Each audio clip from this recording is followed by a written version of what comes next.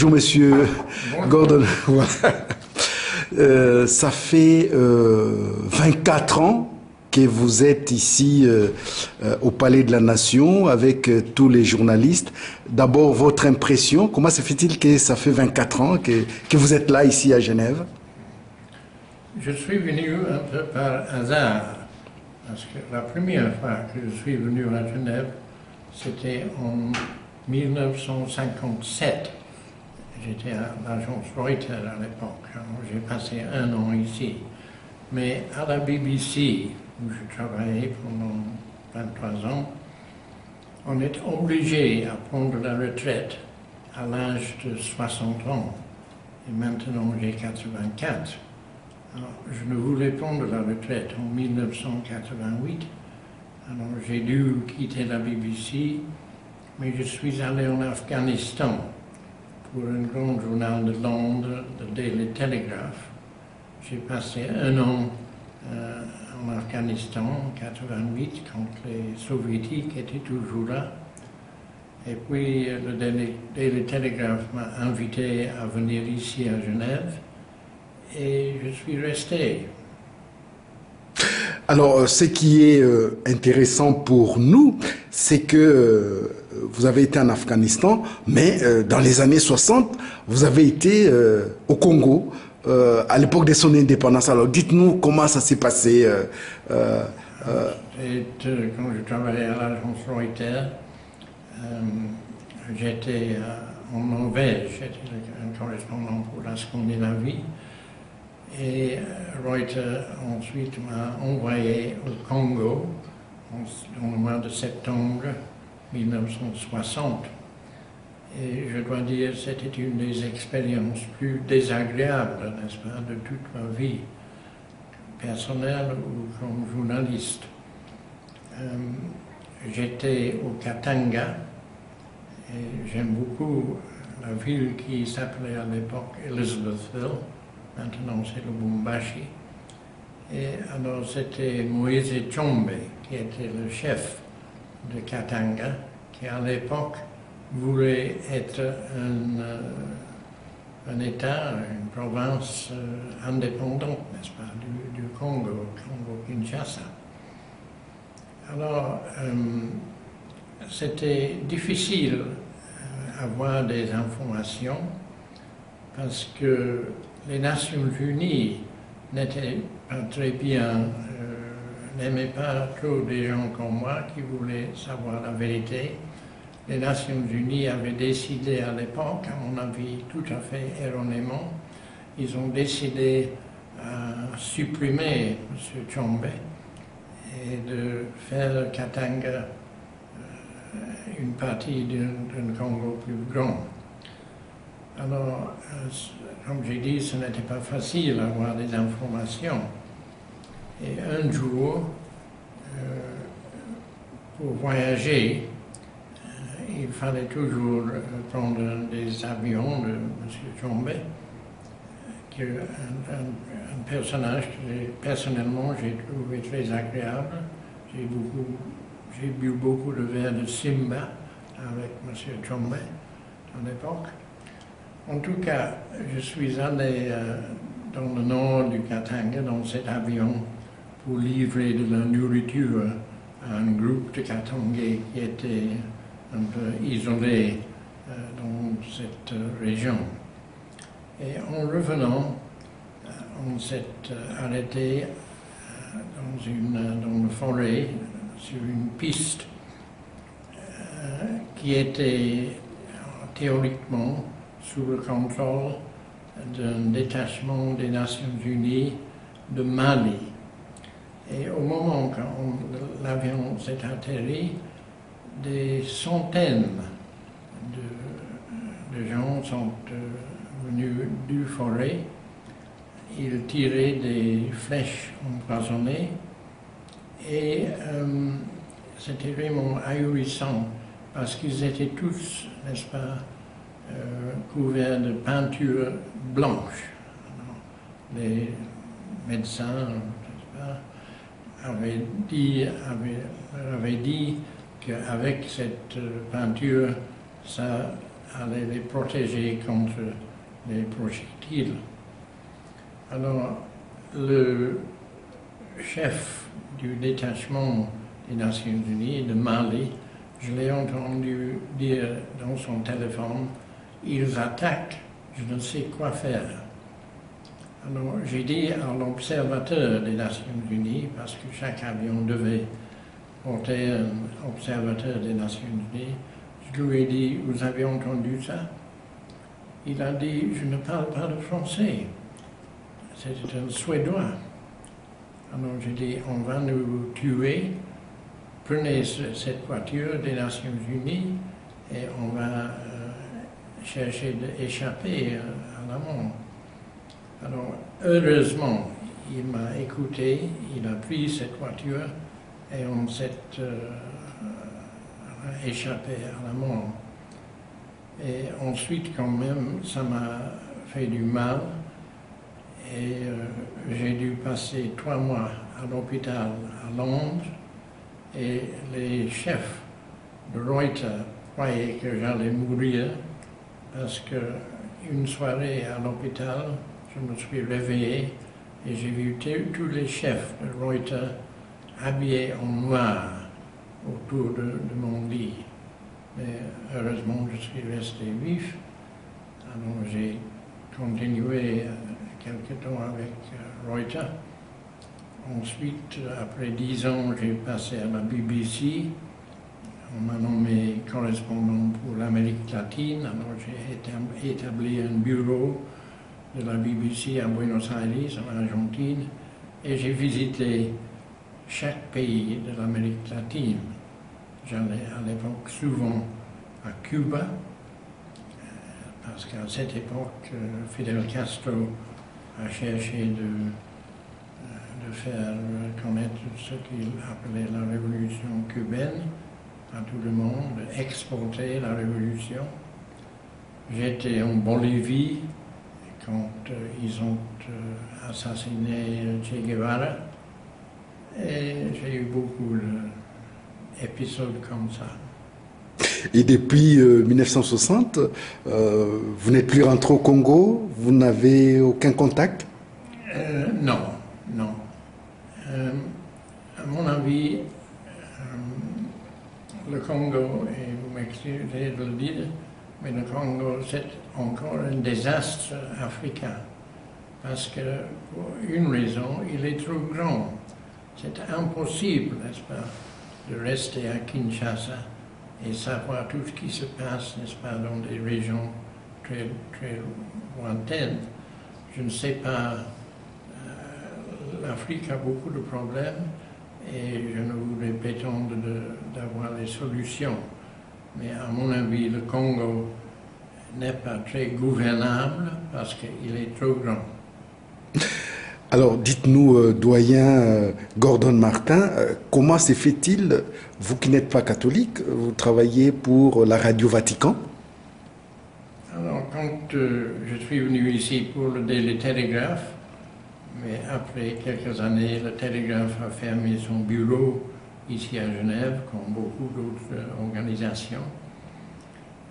Alors, le Vatican cherchait quelqu'un qui avait une certaine expérience de faire des émissions, n'est-ce pas, de parler à la radio. Alors, ils m'ont simplement demandé si je voulais travailler pour eux. Alors, j'ai dit oui. Et j'en étais très content et j'en suis très content toujours. Alors dites-nous, comment se passe votre journée ici à Genève, et notamment au centre d'accueil de la presse étrangère ici? Alors je viens le matin, normalement vers 9h30, 10h. S'il y a des conférences de presse, j'y assiste. Évidemment, dans ce bâtiment, il y a beaucoup de gens intéressants qui sont peut-être de passage. On peut faire des interviews. Alors, je fais chaque semaine 3 ou 4 papiers pour le Vatican. Ils ont des papiers de 3 minutes chacun peut-être. Je les enregistre ici au studio de radio des Nations Unies, qui est très bien dirigé dirigé par un Français, M. François Subiger. Je l'enregistre et puis il l'envoie tout de suite par email à Rome. Et de Rome, il diffuse dans le monde entier. Est-ce que vous avez l'occasion d'écouter vos propres interviews, vos propres reportages? Quelquefois, oui. Alors, vous avez été reporter, vous avez fait du terrain, et maintenant vous êtes là, ici à Genève. Mais on a l'impression que vous n'êtes pas prêt à vous arrêter. Je ne suis pas. Que vous n'êtes pas prêt à arrêter de travailler. C'est dû à quoi? C'est la passion? Oui, et qu'est-ce que je ne suis pas, je suis célibataire. J'ai ma sœur qui est en Angleterre. Mais qu'est-ce que je ferais si je ne travaillais pas? Donc je travaille pour me maintenir, n'est-ce pas, j'espère, actif et de préserver ce qui reste de mon intelligence. Alors, doyen Gordon Martin, vous voyez beaucoup de jeunes qui aimeraient soit faire la même chose que vous, c'est-à-dire entrer dans les journalismes, être des grands reporters, etc., etc. On sait très bien que le monde a évolué, surtout du point de vue technologique, mais aussi par rapport au conflit. Le monde est très conflictuel aujourd'hui. Alors qu'est-ce que vous qui avez échappé un peu à la mort au Katanga, qu'est-ce que vous voulez dire aux jeunes qui sont intéressés par les journalismes aujourd'hui? Je crois que l'important, c'est d'être sur place. On ne peut faire des jugements d'une grande distance, il faut être là. Et quelquefois, évidemment, on prend des risques. Vous avez raison, le journalisme a beaucoup changé, n'est-ce pas? Quand je vois la télévision, je vois tous ces gens avec leurs appareils électroniques, etc., c'est très différent. Moi, quand j'étais la première fois en Afghanistan, dans l'année vers 1963-64, j'ai dû envoyer mes dépêches par Morse code, n'est-ce pas, avec un appareil pour taper à la machine, parce qu'il n'y avait pas de téléphone, il n'y avait rien. Maintenant, il a tous les moyens techniques, mais aussi, je crois que les journalistes, à mon avis, les journalistes ne doivent pas être trop opinionnaires. Moi, à la BBC, je devais reporter ce qui s'est passé et ce qu'a dit, n'est-ce pas, un leader quelconque. Maintenant, quand j'écoute la radio, et inclus la BBC, il y a trop de reporters qui donnent leur opinion. Et à mon avis, le public veut dire ce que pensent les chefs d'État, pas ce que pense le journaliste.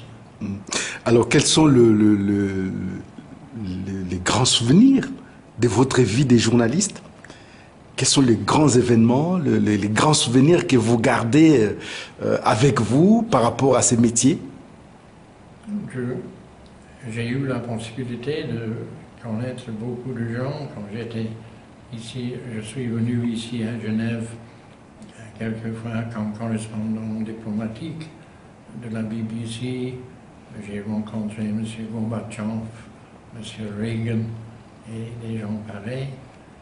Et comme j'ai dit, j'étais en Bolivie quand Che Guevara a été assassiné.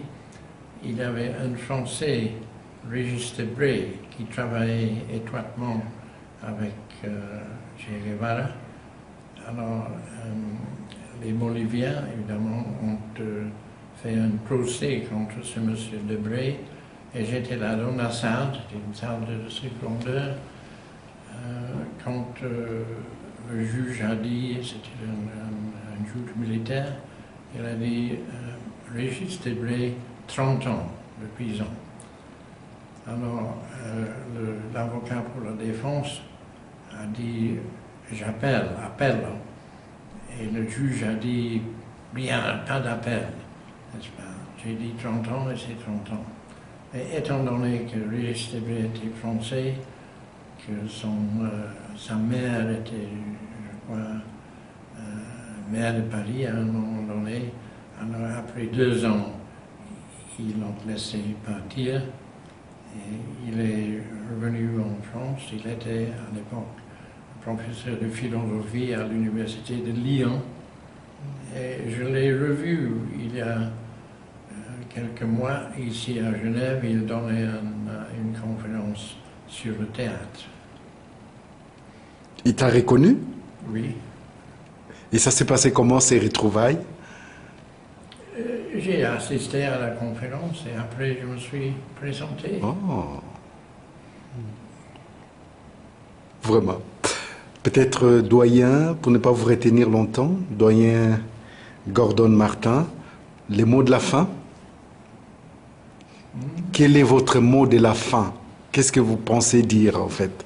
Qu'est-ce qui vous tient à cœur, que vous aimeriez vraiment partager avec tous ceux qui vous regardent et qui vont vous suivre à travers cet entretien? J'espère, n'est-ce pas, que je suis assez facile à traiter avec. Je dois remercier tous les gens et tous les collègues de la presse ici, parce que, comme vous voyez, je marche maintenant avec une canne, etc. Ils sont toujours très gentils avec moi. Et ils me donnent beaucoup de respect et beaucoup de considération. Alors, vraiment, je dois remercier le bon Dieu pour tout ça. Et le 29 septembre, ils vous ont même fait une grande fête ici. Enfin, ils ont fait une fête à votre honneur pour fêter votre anniversaire. Oui, oui. Une plus grande fête, c'était quand j'avais 80 ans, la ville de Genève m'a donné un grand déjeuner, n'est-ce pas, ici à Genève. J'étais très fier. Le maire a prononcé un discours, etc. Alors, je n'ai que des souvenirs, n'est-ce pas, de bonheur. Alors c'est sur ça qu'on termine cet entretien. Doyen Gordon Martin, merci beaucoup d'avoir accepté cet entretien avec nous. Merci surtout d'avoir pris un peu de votre temps pour répondre à nos questions. Nous vous remercions. Merci à vous, monsieur. Merci.